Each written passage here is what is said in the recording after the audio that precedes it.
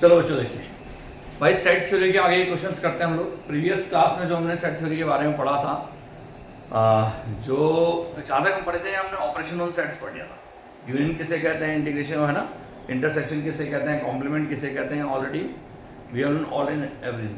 अच्छा, इसके अलावा हमने सिमेट्रिक डिफरेंस भी पढ़ा था, डिफरेंस भी पढ़ा था, ये सब पढ़ लिया था। ठीक है, आज हम थोड़ा सा ऐसे करते हैं बच्चों, एनसीईआरटी के कुछ क्वेश्चन डिस्कस करते हैं और उन क्वेश्चंस के बाद फिर आगे की चीजें पढ़ते हैं। पहले एनसीईआरटी के कुछ क्वेश्चंस डिस्कस करते हैं बच्चों। चलो ठीक है, चलो चैप्टर 1 ज्वाइन कर गया, जस्ट वेट अ मोमेंट।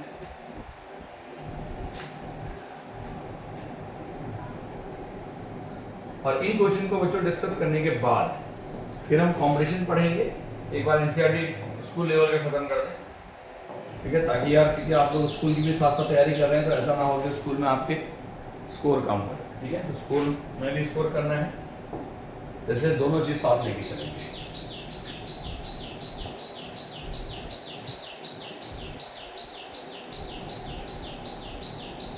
चलिए, सेट थ्योरी हम लोग पढ़ रहे थे। सेट थ्योरी में हम लोग ऑपरेशन ऑन सेट्स तक पहुंच गए थे, तो उसी को कंटिन्यू कर रहे हैं।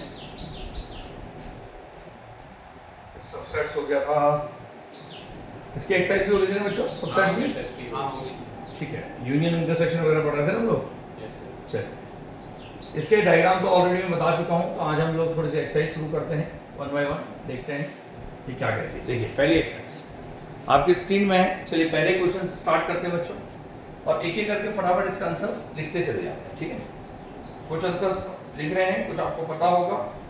देखिए, फिर पहले की अगर हम बात करें तो क्या कह रहा है, find the union of the following pair of sets. तो बताइए पहले का यूनियन कितना होगा बच्चों? x union y x union y कितना होगा बताओ? Equal to 1 2 1 2 3 3 5 5। बिल्कुल सही बात है भाई, सबको लिखेंगे, कॉमन को एक बार लिखेंगे, बताया था ना हाँ कि सबको लिखेंगे, कॉमन को एक बार लिखेंगे, ये इसका यूनियन होगा। इसके अलावा a और b है आपके पास। A सोचो इसमें क्या होगा बच्चों? a union a union b कितना होगा? a b c भाई आप अगर, हाँ बिल्कुल सही बात है, आप इसको लिखेंगे a b c e i और o u, ये आपका यूनियन। अगला तुम्हारे पास है बच्चों, क्या है देखो, x such that x is a natural number and multiple of 3, x such that x is a natural number less than 6। बताइए यूनियन कितना होगा बच्चों? यूनियन 3 भाई natural number and multiple of 3 3 6 और x such that x is a natural number less than 6। 1 2 3 4 ये union b, जल्दी बताओ कितना होगा? 1 2 natural number and multiple of 3 और x such that x is a, कितना है बच्चों बताओ?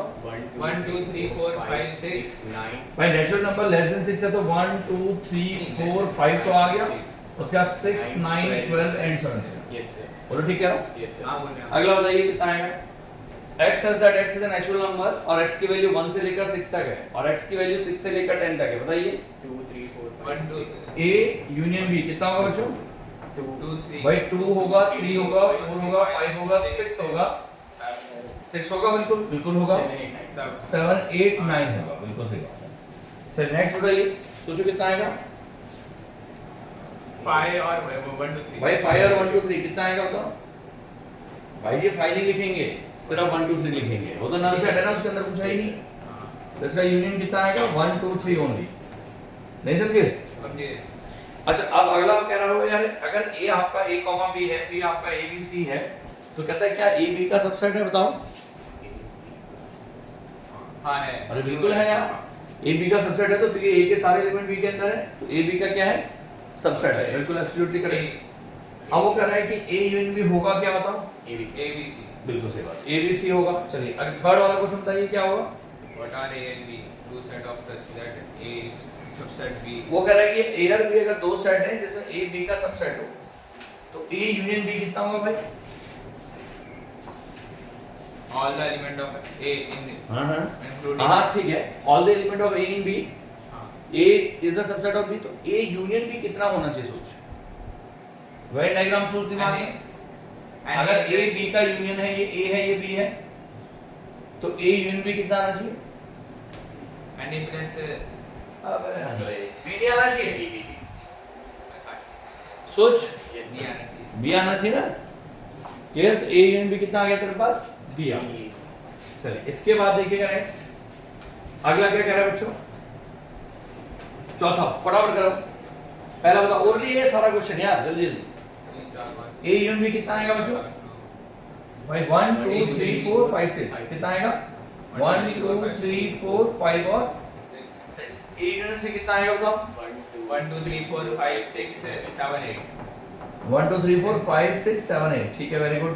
अगला कितना आएगा बता बी यूनियन सी 3 4 5 6 3 4 5 6 7 8 कितना आएगा 3 4 5 6 7 8 ठीक है। अगला क्या आएगा B बी यूनियन डी 7 8 9 समझ में आ गया। Yes, तो मेरे हिसाब से ज्यादा कुछ उसमें है। अगला देखो ये देखो A union B union C बताओ फिर वाला कितना करेंगे 1 2 3 4 5 6 ए 7 यूनियन 8 बी यूनियन सी कितना आएगा बताओ 1 2 3 4 1 5 2 6 3 7 4 5 6 7 8 समझ में आया नहीं है आगे सर सबको ले लेंगे। अब A union B union D बताओ 1 2 3 4 5 6 7 8 9 10 very good. B union C union D बताओ 3 4 5 6 3 4 5 6 7 8 9 10 और 9 10 बिल्कुल मेरे हिसाब से आपको एक चौथा क्वेश्चन भी आ गया।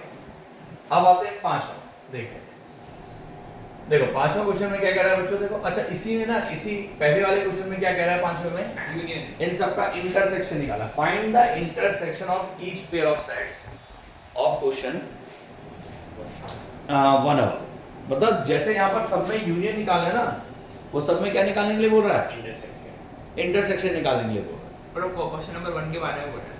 अरे भाई क्वेश्चन नंबर 1 के बारे में 1 अबव अबे एक ऊपर नहीं वो क्वेश्चन नंबर 1 अब मतलब ऊपर समझ गया मैं तेरी बात अब समझ में आ गया ठीक 1 अबव होता है एक अबव।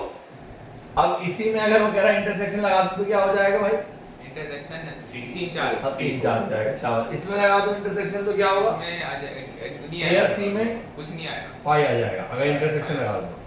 अगर बी इंटरसेक्शन डी सी लगा दो तो 5 है 5 6 आएगा ठीक है। अगर इसी में वो बी इंटरसेक्शन डी लगा दो तो आए बी और डी में कुछ नहीं होगा हाँ, आ गया। अगर इसी में A intersection B intersection C लगा दो तो 3 4 5 है हैं 3 4 5 का लेगा क्या बात कर रहा है अबे ए इंटरसेक्शन तीनों में नहीं कॉमन आएगा, नहीं आएगा तो नहीं फिर आएगा, आएगा। तू कह रहा 3 4 5 6 सॉरी कुछ भी कॉमन नहीं है ना भाई। अगर A intersection B intersection D लगा दो तो इसमें ही 5 आ जाएगा 5 कुछ है ही नहीं। और अगर इसमें B intersection C intersection D लगा दो तो 5 बी सी बिल्कुल 5 आ जाएगा। समझ में आया मुझे में ठीक तो आपको पता लग गया कि यार कौन सी चीज क्या होती है। चलिए नेक्स्ट गुड अगला देखो अब आते हैं छठे क्वेश्चन में। तो बताओ छठा क्वेश्चन में क्या करेंगे बच्चों ए सेट आपको दे रखा है 3 से लेकर 11 तक बी आपको दे रखा है सी आपको दे रखा है डी आपको दे रखा है फाइन। तो मेरे हिसाब से तो यार इजीली आप लोग कर लेंगे यहां तक तो कोई दिक्कत नहीं आएगी। कैसे देखिए करके करते हैं चलो ये वाला करके दिखाओ 6th वाला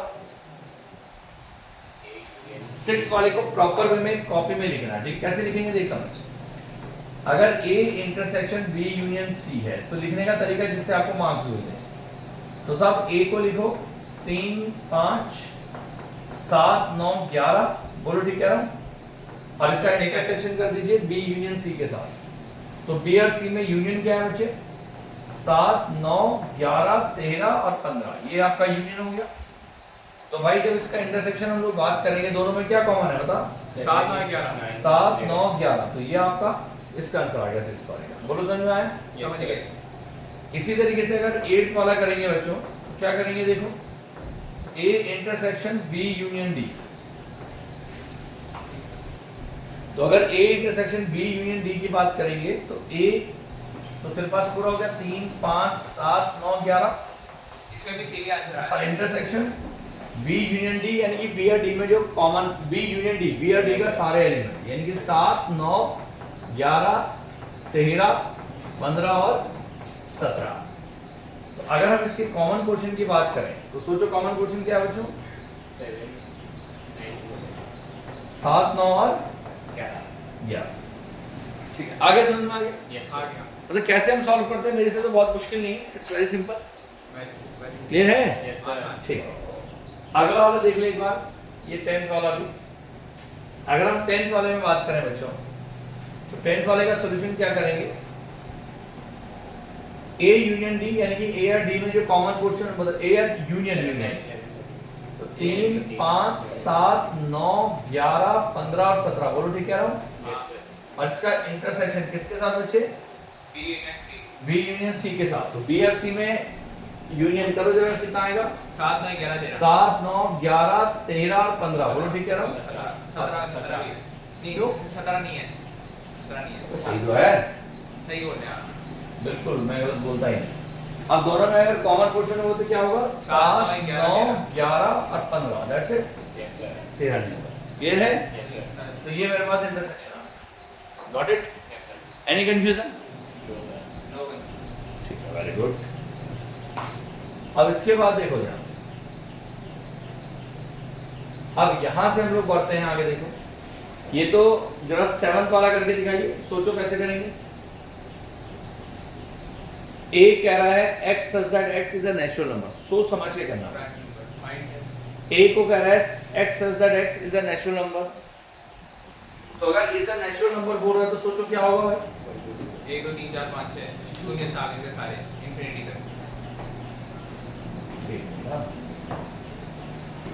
कितना होगा भाई बताओ? शून्य से आगे सारे इंफिनिटी तक। 1, 2, 3, 4 से लेकर के सारे आएंगे। हाँ, अगर वो बी वाले में कह रहा है कि x such that x is an even natural number, तो बताओ क्या आएगा? 2, 4, 6, 8, 10, 11, 12। बी तेरे पास आएगा भाई 2, 4, 6, 8 से लेकर के सारे। अब उसके बाद उस सी को क्या कह रहा है भाई? और ऑड नेचुरल नंबर, तो क्या आएगा? 1, 3, 1, 3, 5, 7 एंड 11। और इसके बाद वो डी को क्या कह रहा है भाई? प्राइम नंबर, प्राइम नंबर होगा 2, 3, 5, 7 एंड 7। अब एक एक करके बढ़ते हैं भाई। ए इंटरसेक्शन बी, बताइए ए और बी में कॉमन क्या है? कुछ कॉमन है? 2, 4, 6, 8। वेरी गुड, तो बी आ गया ना डायरेक्ट, हाँ, बी आ गया। नहीं समझे? और इसके अंदर कॉमन जो है वो खुद बी है। हाँ, अब बताइए ए और सी में कॉमन क्या है? ए और सी। सी में भाई 1, 2, 3, नंबर, 4 सी वाला। और 1, 3, तो ये आएगा सी वाला खुद, सोचो। हाँ, अरे सारा सी तो आ गया, क्योंकि क्या आ रहा है कॉमन? 1, 3, 5, 7, ये तो कॉमन आ रहा है। हाँ, अब ए और डी में कॉमन क्या आ रहा है भाई? डी आ गया। ए और डी में सारे नेचुरल नंबर, प्राइम नंबर सारे नेचुरल होंगे, हाँ, यानी कि डी आ गया। इसके बाद बताइए बी इंटरसेक्शन सी कितना आएगा? बी और सी में जो कॉमन आएगा पाया जाएगा नल भाई, से। इवन नेचुरल नंबर और ऑड नेचुरल नंबर, कुछ कॉमन है ही नहीं। बी और डी बताओ बी एंड डी में 2 आ जाएगा भाई। बी में हाँ वेरी गुड, सिर्फ 2 एक इक्वल, मतलब ओनली इवन प्राइम नंबर होता है। Yes sir. इसके बाद बताओ अगला, सी और डी में कॉमन क्या आएगा? अगले में 2 को छोड़ के बाकी सारे आ जाएंगे। अगले वाले में 2 को छोड़ करके सारे, हाँ बिल्कुल, अगले वाले में क्या आ जाएंगे बच्चों? 2 को छोड़ करके सारे, यानी कि क्या आएंगे? 3, 5, 7 एंड 7। बोलो समझ में आया? समझ गए लोग। ठीक है ना? नहीं नहीं यार, सारे क्यों आएंगे? प्राइम नंबर ही तो आएंगे। अरे 2 को छोड़ करके नहीं, ये बात है, कॉमन निकालना ना तुम तो। सी और डी में तो प्राइम नंबर ही तो कॉमन आएंगे भाई। हाँ सी और डी में एक्चुअली प्राइम नंबर ही तो कॉमन आएंगे, सर। हाँ, पर 2 को छोड़ करके सारे प्राइम नंबर आएंगे ना, बिल्कुल सही कह रहा था। यानी कि 3, 5, 7, 11, 13, 17 19। एंड 7। ठीक है? ठीक। अरे एक क्वेश्चन पूछ रहा हूँ, प्राइम नंबर को पता करने का कोई तरीका होता है? कोई नंबर प्राइम है कि नहीं है? How can I calculate? है तरीका है। क्या? वो नंबर खुद को डिलीवर करेगा या फिर 1 से ही डिलीवर होगा? ये तो आपने डेफिनेशन बताई भाई। ये प्राइम नंबर की डेफिनेशन बता रहे हैं कि कोई नंबर है प्राइम तब होगा जब वो खुद से डिवाइड होगा या वो 1 से डिवाइड होगा। बिल्कुल सही बात है, ये तो डेफिनेशन है। प्राइम नंबर का पता कैसे लगेंगे weather a number is prime और नॉट? फैक्टर करके प्राइम। अगर मान ले मैं तुझे एक नंबर दूं 239 और मैं कहूँ कि यार ये प्राइम है कि नहीं है, चेक इट, कैसे चेक करेंगे?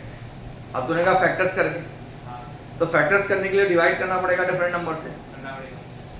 3 से, 5 से, 11 से, 13 से, 17 से, 19 से और पता नहीं कितने नंबर से। हाँ, तो यही तरीका है, कोई और तरीका है? यही तरीका मालूम है। चल, एक ही तरीका होता है, डिवाइड ही करना पड़ेगा, पर डिवाइड करने का रूल है। Divisibility rule. नहीं, वो बहुत कम बच्चों को पता है। यहाँ देखिए, प्राइम नंबर का पता करना कि कोई नंबर प्राइम है कि नहीं है, उसके लिए there is a single rule. अगर कोई नंबर 239 है, मुझे चेक करना है कि ये प्राइम है कि नहीं है, तो आप 239 के जस्ट बाद वाला कोई परफेक्ट स्क्वायर ढूंढो। मतलब कोई ऐसा नंबर ढूंढो जो किसी चीज का स्क्वायर करके आया हो 239 के जस्ट बाद। सोचो, अरे 16 का स्क्वायर 256 होता है, तो आपके दिमाग में 16 बैठ गया। अब 15 आएगा ना, क्योंकि 15 का स्क्वायर 225 होता है, तो मैं 225, हाँ मैंने कहा इसके बाद वाला चाहिए। तो 256 मुझे पता है 16 का स्क्वायर होता है, आ गया। हाँ तो तूने करना क्या है, 16 तक के किसी भी नंबर से, 16 तक के किसी भी नंबर से इसको डिवाइड करो, पर सिर्फ 16 तक के। अगर ये 16 तक के किसी भी नंबर से डिवाइड हो गया तो ये प्राइम नहीं है, और अगर 16 तक के किसी भी नंबर से डिवाइड नहीं हुआ तो ये प्राइम है।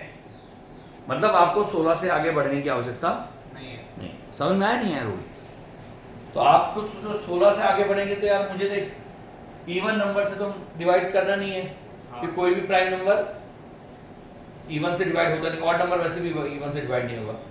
तो आपके पास एक चॉइस क्या है, 3, 5, 11। अब एक एक करके पहले ही सोच, 1 2 3 4 में एक एक करके बता। पहले तो इवन हटा दे, इवन से डिवाइड नहीं होगा ना। हाँ तो बचा 1 3 5 और 7 9 11।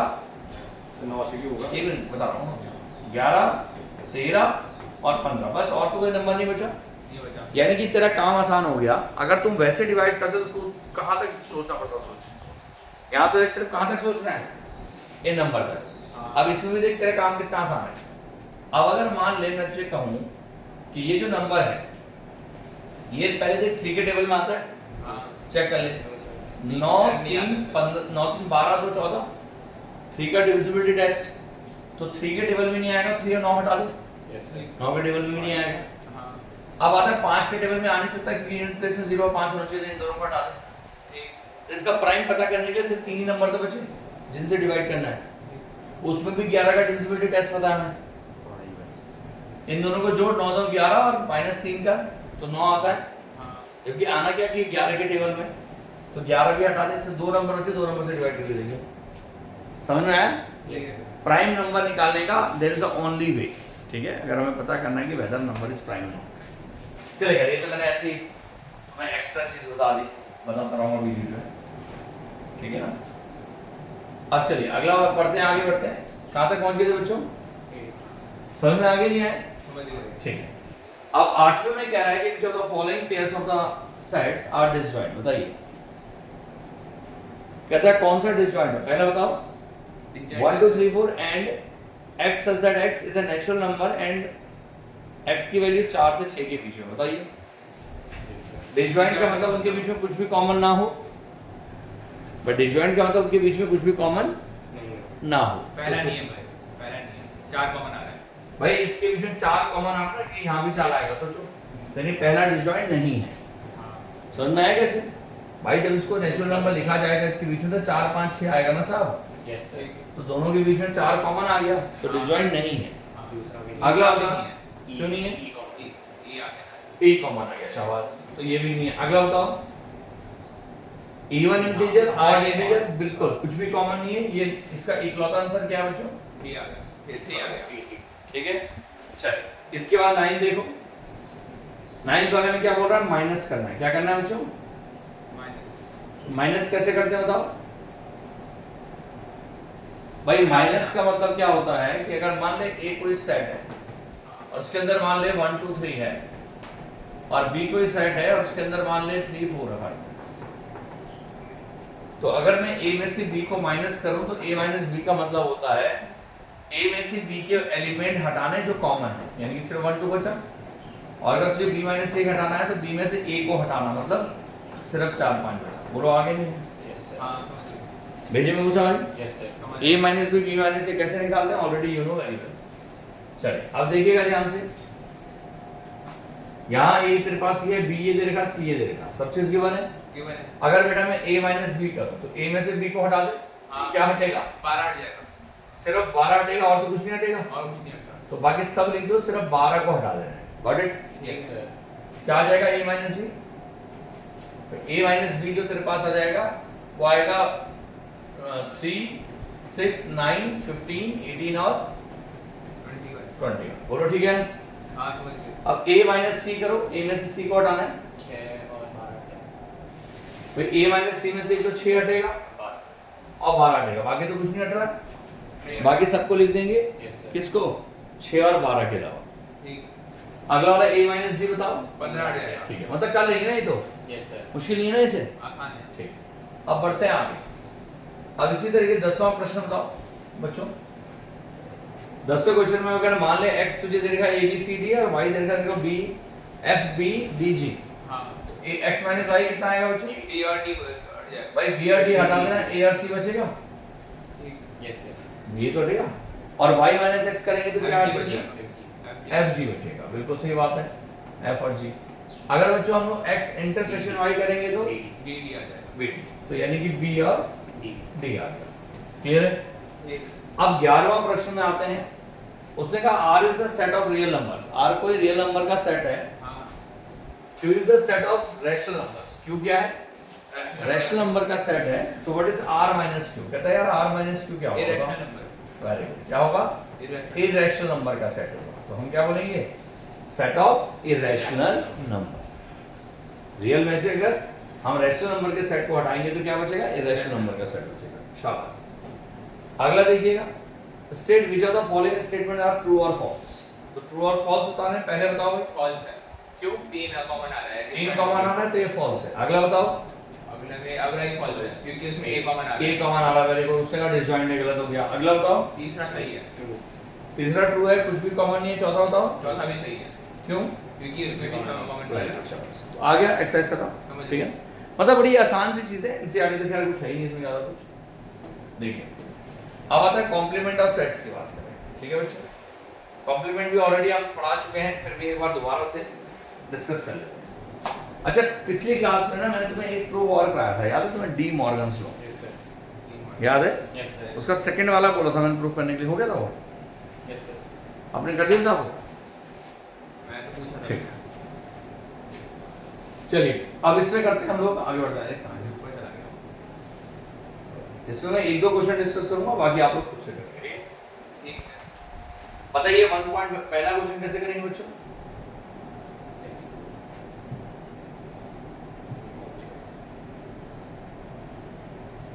बताइए भाई। यूनिवर्सल सेट तुझे दे रखा 1 से लेकर 9 तक, हाँ पहले का ए दे रखा, बी दे रखा है, और वो कह रहा सी भी दे रखा है। ए कॉम्प्लीमेंट बताओ, ए कॉम्प्लीमेंट कितना आएगा? 5 6 7 8 9 5 6 7 8 9 5 6 7 8 9 आएगा। ये क्या आएगा बच्चों? ए का कॉम्प्लीमेंट। समझ में आया क्यों? ठीक। भाई ए को छोड़ करके जो भी यूनिवर्सल सेट में बचा, हाँ यस सर। अब बी का कॉम्प्लीमेंट कितना आएगा बच्चों? 1 7 5 9 7 9 मतलब मेरे हिसाब से ये एक्सरसाइज तुम लोग इजीली सॉल्व कर सकते हो, है ना? Yes sir. तो एक काम करेंगे, इसको ट्राई करके आना और कल डिस्कस करेंगे। हम इन फालतू क्वेश्चन में टाइम वेस्ट नहीं करते, तो ये आसान से क्वेश्चन है तो इसमें टाइम नहीं लगाएंगे, ठीक है भाई? तो हो जाएगी ये एक्सरसाइज, बताओ। Yes sir. कॉम्प्लीमेंट वाली एक्सरसाइज हो जाएगी भाई। बस एक क्वेश्चन और देख लीजिए, ये 5वां, सिर्फ 5वां देख लीजिए, पढ़िए एक बार 5वां। Draw the appropriate Venn diagram for each. पढ़ लिया? Yes sir. चलो इसको मैं जरा स्क्रीन में ले जा रहा हूँ, जस्ट वेट अ मोमेंट। ये 5वां क्वेश्चन थोड़ा सा अच्छा लगा मुझे क्वेश्चन, और मुझे लगता है कि ये क्वेश्चन आ सकता है, मतलब इसमें बच्चों को थोड़ी दिक्कत हो जाती है बच्चों को, ठीक है?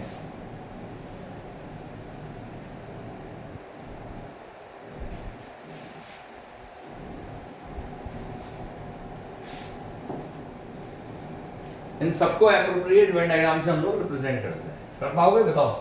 Yes sir. चलो पहले तुम्हें 2 मिनट का टाइम देता हूँ, फिर देन आई विल डिस्कस, है ना? पहले तुम लोग ट्राई करो, तब मैं डिस्कस करूँ। चलिए ट्राई करिए सब अच्छे।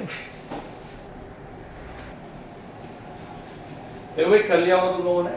अब कैसे हम इन क्वेश्चंस को करते हैं देखिएगा, एक बार मैं बता भी देता हूँ। अगर तुम लोगों ने ट्राई किया है तो एक बार चेक भी कर लीजिएगा कि आपने कैसे किया है। एग्जाम में कैसे रिप्रेजेंट करेंगे, अगर मान लीजिए तुम्हारे स्कूल के एग्जाम में आता है तो how can I represent this Venn diagrams. देखिए भाई अगर इस वेन डायग्राम को मुझे एग्जाम में रिप्रेजेंट करना है तो हम कैसे करेंगे? सॉल्यूशन 1 है, ध्यान दीजिए।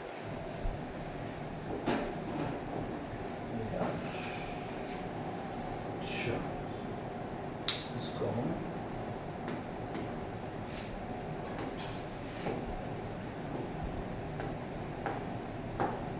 देखिए, अब सॉल्यूशन 1 है बच्चों, इसको वेन डायग्राम को रिप्रेजेंट करते हैं। पहले वाला सॉल्यूशन जो है आपके पास भाई ए यूनियन बी का होल कॉम्प्लीमेंट। सबसे पहले आपने क्या करना है बच्चों? एक रेक्टेंगल बनाना है, बोलो ठीक है? सबसे पहला काम क्या करना है बच्चों? एक रेक्टेंगल आपने बनाना है। रेक्टेंगल क्यों बनाना है पता ना?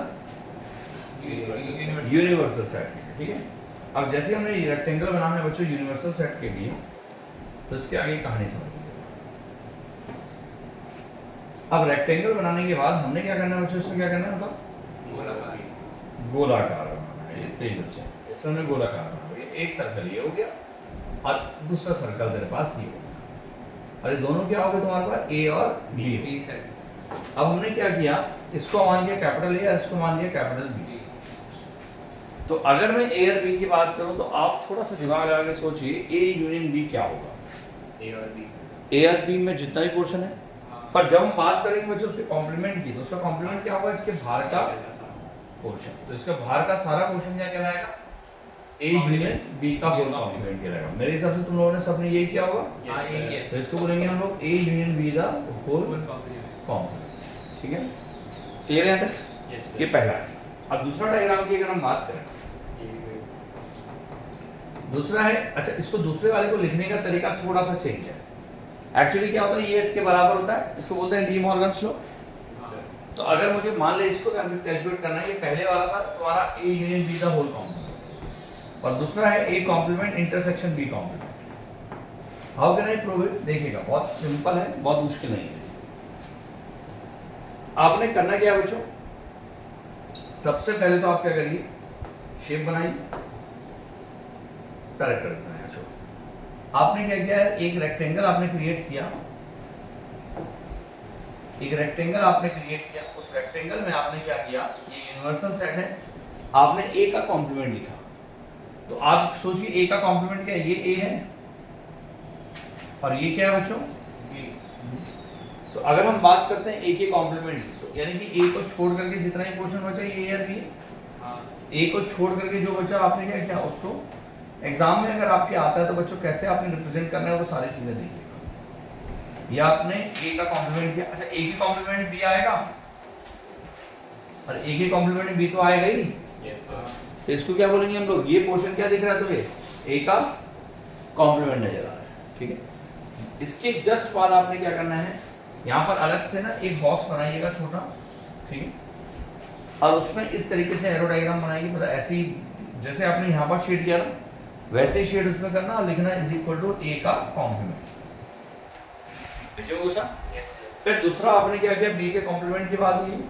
अब बी के कॉम्प्लीमेंट की अगर बच्चों हम लोग बात करें तो बी का कॉम्प्लीमेंट कौन सा है देखते हैं जरा, इधर समझिए।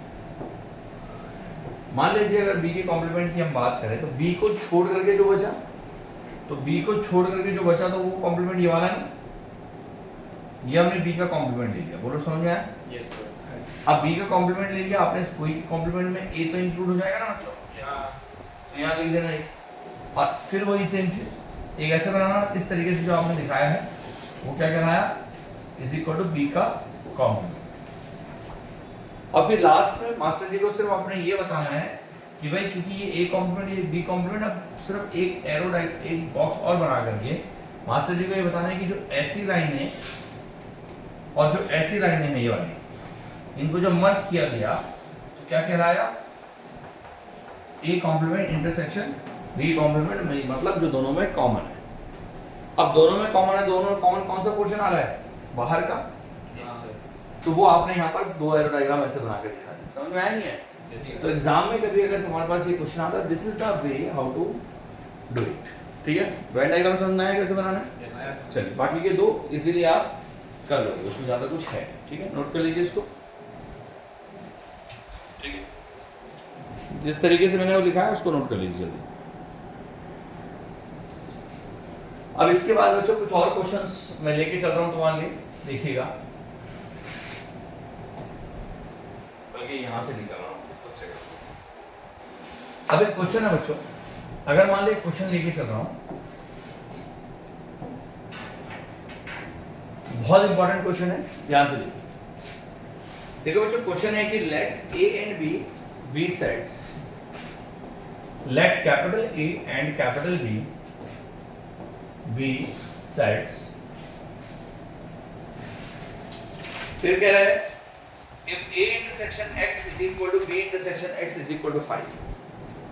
If A intersection X is equal to B intersection X is equal to 5. A intersection X is equal to B intersection X is equal to 5. And A union X is equal to B union X. And A union X is equal to B union X. For some set capital X. For some set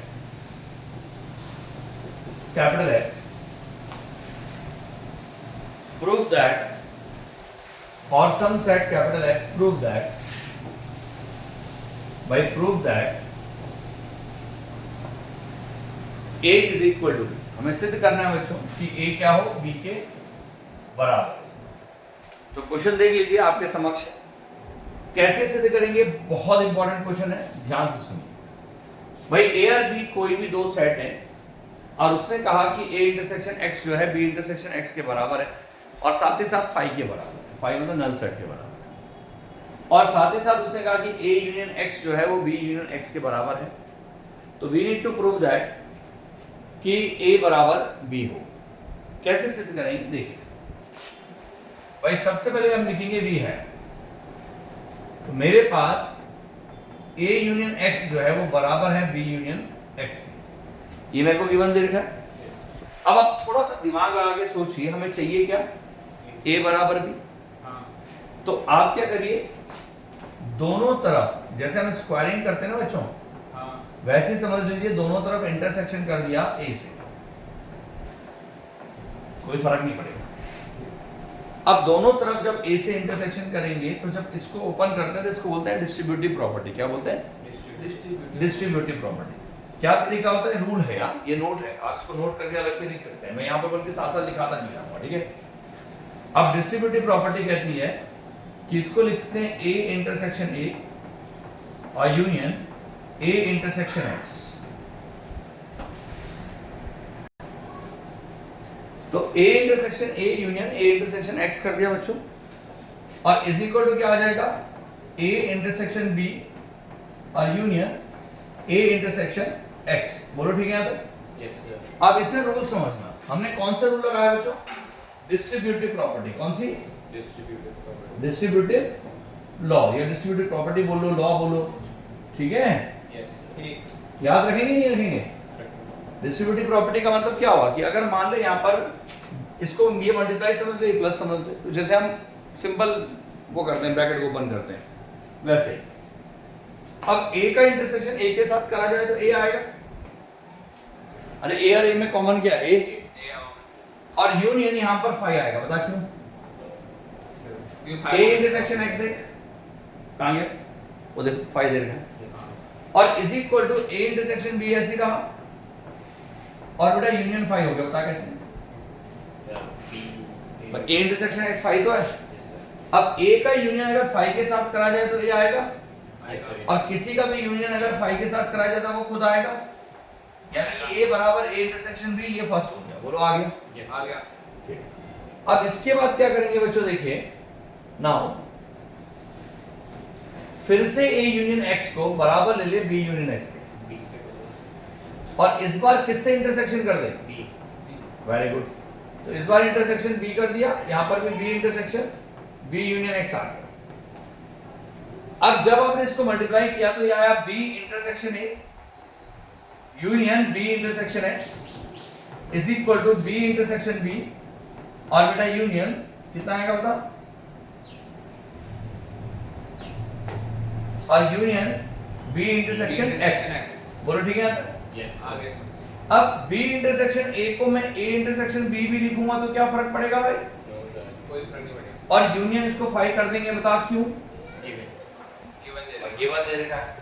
अब B intersection B तो B हो गया और ये क्या हो गया बच्चे यूनियन फाइव बोलो यस सर ठीक अब किसी का भी यूनियन फाइव से करेंगे वो खुद बचेगा और इज इक्वल टू बी आएगा इसको मान लिया सेकंड यस सेकंड मान लिया तो अगर हम गौर से देखें फ्रॉम फर्स्ट एंड सेकंड को तो मेरे भाई दोनों इंटरसेक्शन के बराबर है इंटरसेक्शन बी के हाँ तो साहब आपस में बराबर हो जाएंगे तो यानी कि a बराबर कितना हो जाएगा b हो जाएगा यानी कि दोनों क्या हो जाएंगे प्रोपोर्शनल हो जाएंगे आया ऐसे क्वेश्चन आने के चांसेस काफी ज्यादा होते हैं स्कूल लेवल पे तो इसको हम करते रहेंगे 2-4 क्वेश्चन और करेंगे तो आज के लिए इतना ही बाकी करेंगे कल थैंक यू